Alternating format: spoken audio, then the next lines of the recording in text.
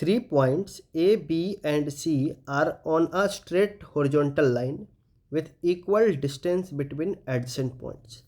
तो एक straight line है ऐसा कुछ, यहाँ पे पॉइंट ए है, यहाँ पॉइंट बी है और यहाँ पॉइंट सी है सेम हॉरिजॉन्टल लाइन पे, और ए से बी का सेपरेशन और बी से सी का सेपरेशन बराबर है, जिसको मैंने एल मान लिया है। At an instant all the 3 points start moving.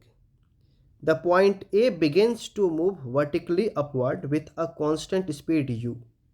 तो जो पॉइंट ए है वो ऊपर मूव करना शुरू कर देता है कांस्टेंट स्पीड u से, मतलब इसका एक्सेलरेशन है 0।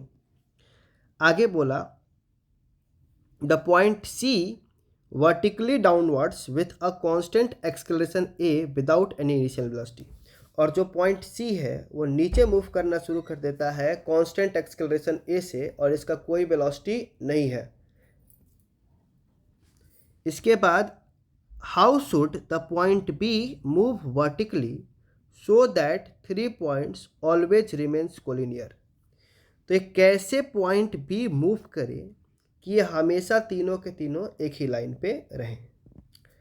अब अगर ये तीनों कोलिनियर हैं तो किसी टी टाइम के बाद क्या होगा, तो टी टाइम के बाद ये ए वाला पॉइंट कांस्टेंट स्पीड यू से मूव करते हुए यू टी डिस्टेंस आगे पहुंच जाएगा यहाँ पे, और ये सी वाला पॉइंट इनिशियल स्पीड 0 ए के एक्सेलरेशन से नीचे आएगा तो कितना डिस्टेंस कवर कर लेगा, तो s equals to u t plus half a t square.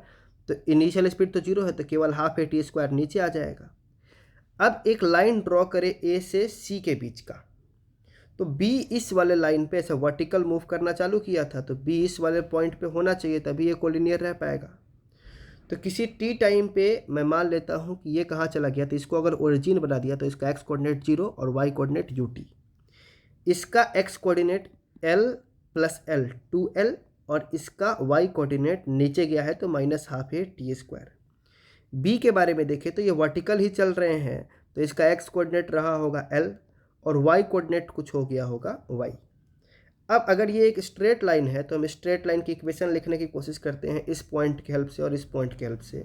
तो मैं लिख पाऊंगा y, और मैं 2 पॉइंट फॉर्म यूज कर रहा हूँ तो ये वाला पॉइंट पहले यूज करते हैं, तो y minus U T divided by x minus 0, ये वाला पॉइंट हो गया। अब इस पॉइंट की हेल्प से लिखेंगे तो ये लिखेंगे y के जगह पे minus half a t square और ये माइनस का यू टी, और यहाँ पे x से 2l माइनस 0।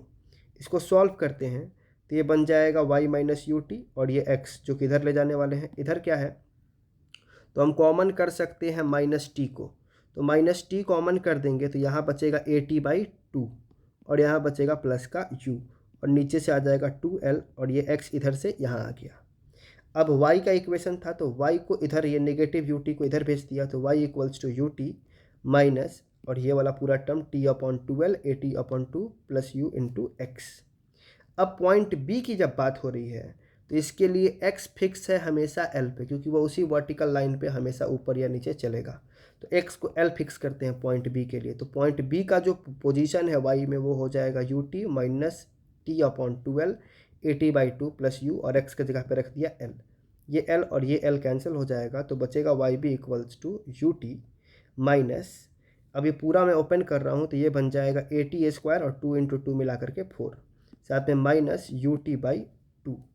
तो वाई बी को देखें तो ये you t minus you t by 2, तो ये बन जाएगा प्लस यू टी बाई 2, तो y B equals to u t by 2 minus a t square by 4। अब मुझे इसकी वेलोसिटी और एक्सेलरेशन जाननी है, तो velocity of point B will be v B d y by d t. तो ये डिफ्रेंशिएट होगा तो टी का डिफ्रेंशिएशन 1 तो बचेगा यू बाई 2, और टी स्क्वायर का 2t तो 2 से एक 4 कट जाएगा तो नीचे 2 बचेगा तो माइनस ए टी बाई 2। ये अपने वाई डायरेक्शन की वेलोसिटी।